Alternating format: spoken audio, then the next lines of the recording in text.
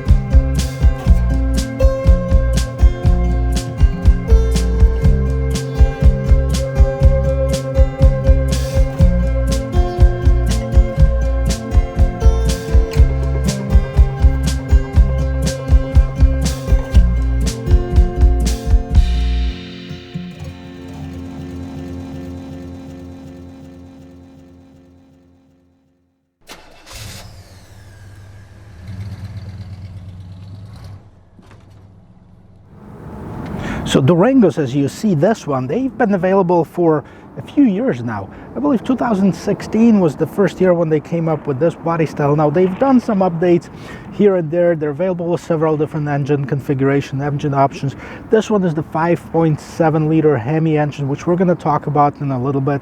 And they're also available in the 5-seater configuration and the 6-seater configuration. And this is a 6-seater, so I'm going to show you that as well.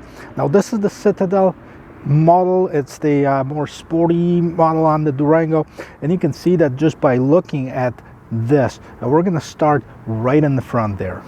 So to take a look at the front of this Durango, and especially the Citadel model, you can see that it's a very sporty SUV, and it is a mid-size SUV. It competes in that mid-size non-luxury SUV segment, which is pretty crowded, but you know, this one looks a little bit different. It looks like it sits a little bit lower to the ground. You see this beautiful black mesh grille with all you can see is the Dodge logo right on the side here, and this polished aluminum trim around it. The hood has got this groove in the middle, and it's divided like into two different parts. And then going down below, you have that same mesh, black mesh grille with the polished aluminum trim and that front lip spoiler.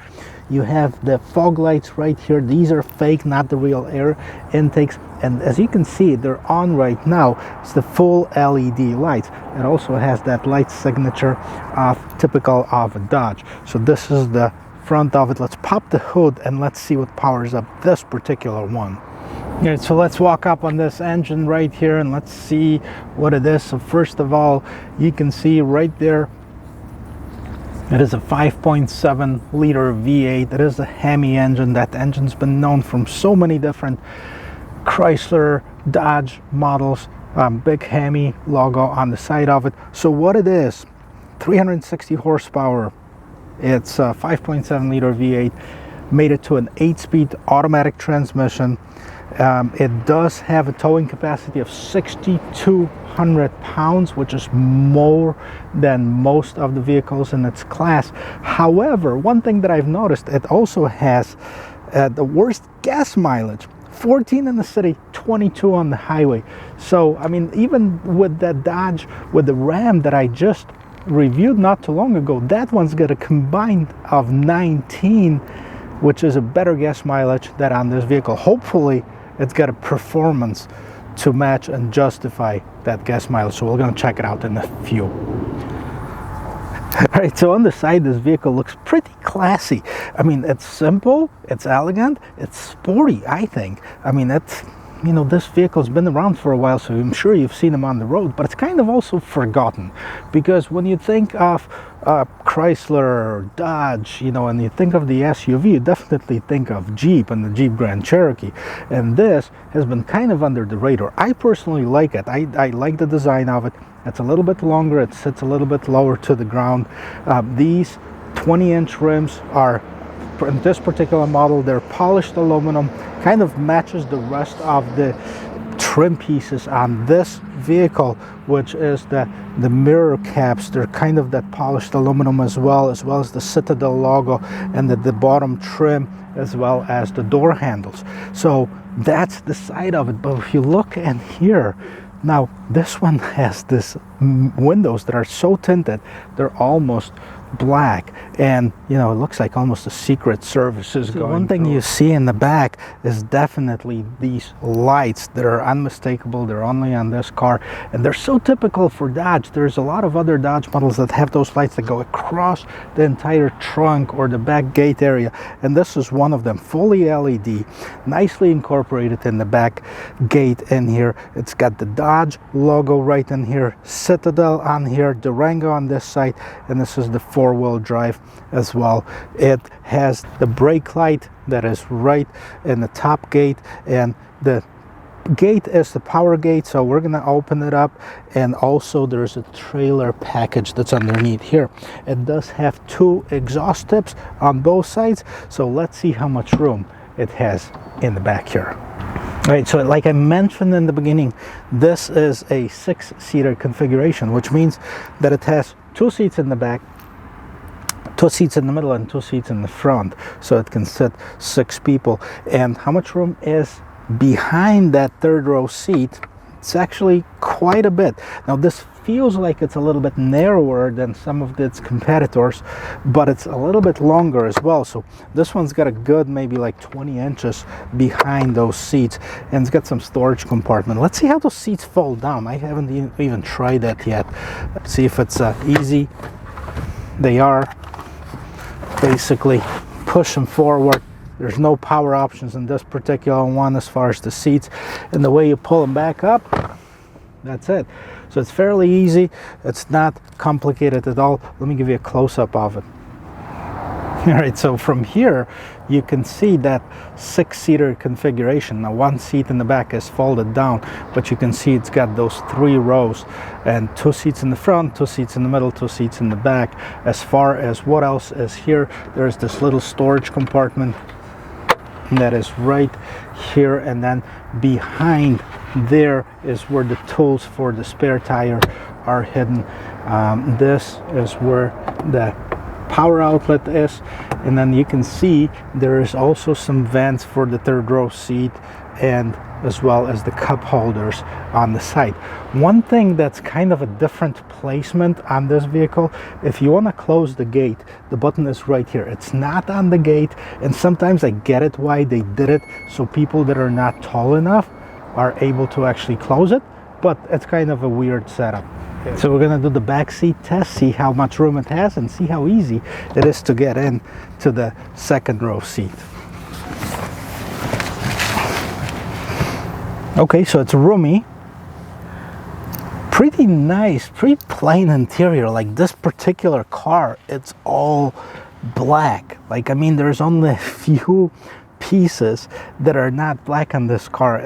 I'll show you that in the inside, and also we're going to check out the room in the third row seat too, so you can see what I'm talking about. So come on in. Let's see how it looks. So as far as the seating configuration, you can see it's got the 2 captain chairs, it's got this console right in the middle, and on here you have your vents for the air conditioning and heat. As far as you have the 150 watt outlet for the regular plug, you have the 2 USB ports and the heated seats controls. The backs of the seats have those flexible nets in the back, and the seats are very nicely appointed with leather. Now the only thing that really bothers me about this car is how dark it is. I mean, it's all black. Like if you take a look at the entire vehicle, the only thing that's not black is really the door handle. Everything else, it's a black trim. So if I were to choose one, I'd probably go for a different trail. How do you get in the third row seat? So you can lower this and you can lift it up. I mean, there's one too many steps if you ask me, but the third row seat looks like it's pretty roomy for 2 people. So let me jump in there and we'll check it out. All right, guys, so I'm gonna get in the third row seat and see how much room there is actually in there.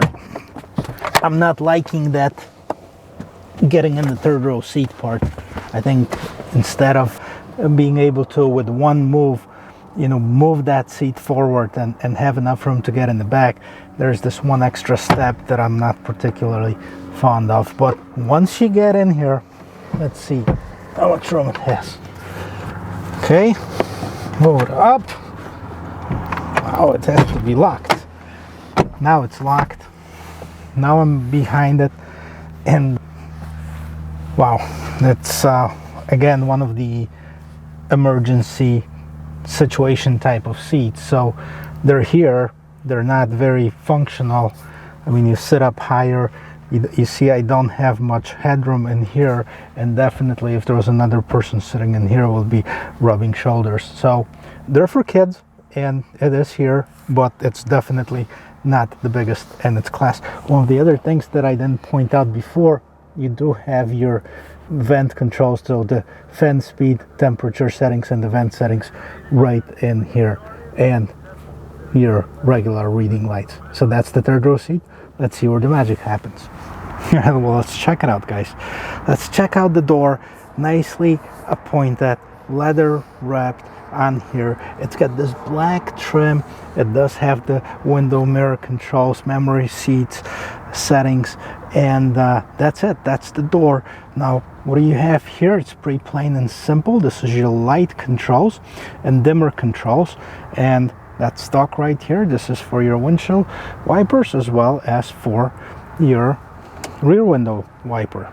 Now let's check out the seats really quick. So you do have that Dodge logo on it, and you have those seats are very nicely wrapped in leather.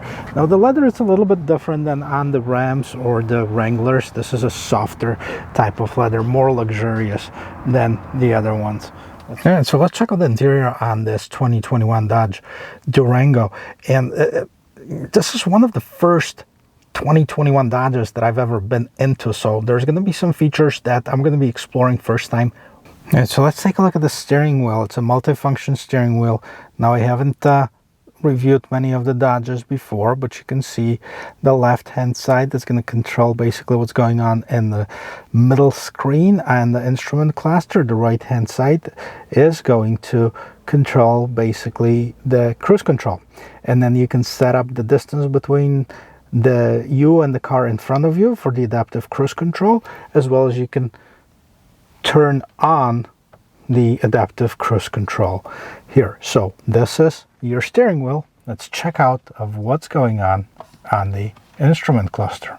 All right, well, let's start it and let's see how that behaves. Durango logo right in the middle, big speedometer, and then on the left hand side you have the tachometer, on the right hand side you have the temperature and the fuel gauge, and in the middle screen right here you can see your trip basically, because that's how it's set up. And this is customizable. You can see the average mileage per gallon, you can see the driver assist features, you can check out the tire pressure on the vehicle, and then you can confirm okay for kilometers per hour for speedometer, and you can change it back and forth between miles and kilometers. And this one also, you can set up the screen different ways. So let's say gear display full, single. Okay, so that's basically instead of having the PRND, it's gonna have just the gear that you're driving in. So just the different settings that you can set it up. You can check out if there is any messages, media for audio basically, and this is your trailing trip back to square one. So this is your instrument cluster, fairly self-explanatory. Now this 10-inch screen, supposedly it's new. Turn it on, and right away we can hear the stereo. This is a Alpine stereo, and hopefully they're not going to copyright it, but you know, its stereo sounds pretty deep as far as the bass and stuff. But what's on this infotainment system? So let's go to the home screen. You can see that it's a split screen. You can see the navigation. We're in the night mode for some reason. Let's turn it on like this. Okay, so you have the navigation. You can have a split screen. Right hand side basically shows you what's playing. You can choose the media by itself if you wanted to, and then you can check out the comfort settings, and that's basically going to be your heated ventilated seats, heated steering wheel. Okay, driver's seat high. You can, so 3 different settings for here, and as far as the steering wheel, you can turn it on or off, which is pretty interesting. So this is basically your climate control settings, navigation system. Very nice display. You can switch it up between the different modes. I think this is too bright for anybody to see, but then you also have your phone settings if you had the phone, and we don't want to pair the phone, and then you have the vehicle settings. So just basically the rear headrest, phone, and then the rear view camera. So let's check this out. Now it has to have something over that camera, because I can't believe they would just leave that grainy camera in here. As a matter of fact, I'm gonna put the camera down, go out and check. Alright, then I'm back, and unfortunately it still looks the same. It still looks grainy. I wiped off the camera. There's nothing on top of it, so the camera is a big flop in my opinion. Turn that off. Different apps. So basically your media, comfort, nav, phone settings. This is the new infotainment system. So I mean, this is nice big visible screen. Definitely the resolution, the quality of the screen is great. The rear view camera hasn't been updated obviously. Turn on the vehicle, turn it off, and here this is your trailer brake, as well as right here you have your settings for your climate control. And you can turn off the sport mode. You can turn off the eco mode if you'd like to. I guess those are different driving modes. We're going to check them out while driving. And you have knobs for volume. You have a knob for tuning. So that is right in your middle console. Wireless charging, standard in this particular car, and it does have the auxiliary outlet as well as the regular USB and the USB-C ports. Shifter, check out this shifter. I like it a lot. It's nice, it's sporty, it's nicely leather wrapped, so I really enjoy the shifter, and it's right in the position where it's supposed to be. So this is basically your infotainment system. This is your middle console. This is what you have in the middle here. The one thing that I haven't mentioned is there's a button right here, and it basically tells you that this is for your all-wheel drive low. 2 cup holders, and this big console right here opens up as well. And what do we have here? Nothing, just an extra storage. Right on top of here you have the top console. This is your lights. You can turn them off and on. They're not LEDs, they're regular incandescent lights. Sunroof, it's got the power sunroof. It's not panoramic, not on this one. I'm sure there's an option for one. And it does have the HomeLink's remote system, as well as on the mirror itself it does have the SOS and the assist buttons. That's standard on the Jeep, and the sunglasses holder. That's it. That's the interior of it. Let's check it out how it drives. All right guys, what we're gonna do is we're gonna take it for a spin, and as normally, you know, check out a couple features on this vehicle. It's normal what I do is I check out the turning radius, and that's what we're gonna do first. Then we're gonna check out some of the braking and acceleration to make sure that it's a cool, good vehicle or bad. So turning radius, the way I do it sometimes is I check out parking spaces, right? And I know not all the parking spaces are the same, but generally they have to be about, you know, the same width or similar width at least. So let's see how many parking spaces this one's gonna take to turn completely around once I have the steering wheel on. So it's 1, 2, 3, and 4. So 4 has been basically the same for a lot of SUVs that I've tested.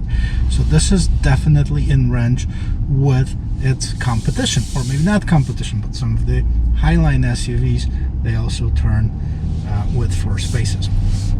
Visibility on this truck. Visibility is good. You can see over that hood, you can see good on the sides. The mirrors are the right size. They're nice and big for what they are. Okay, we're gonna speed it up a little bit and then hit the brakes to see how the braking is.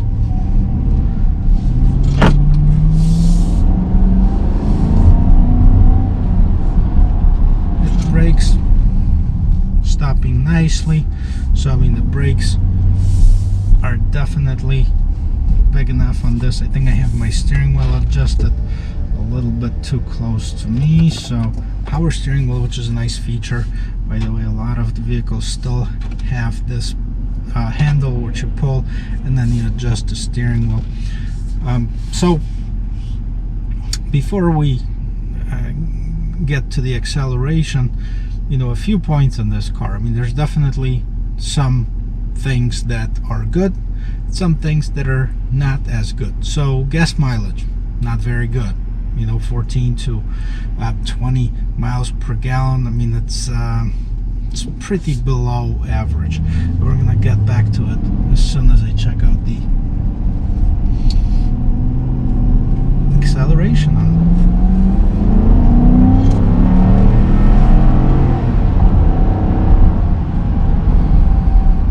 Acceleration is good, but quite frankly, I was expecting a little bit better from that Hemi engine. You know, it's not the fastest one, it's not the slowest one, it's not the SRT or anything like this, but you know, kind of had a bigger expectation. It's nice, it's smooth, you can definitely feel it going, but nothing to really write home about. So roominess, when I sit here, this is nice. This is, you know, where the magic happens. This is where the control rooms, perfect, no questions. Back, second row seat, okay, not bad. Third row seat, not so much. Behind the third row seat, cargo room, yeah, it's got enough, it's adequate for the vehicle. Let's see if we can hit it up again. Getting on the expressway.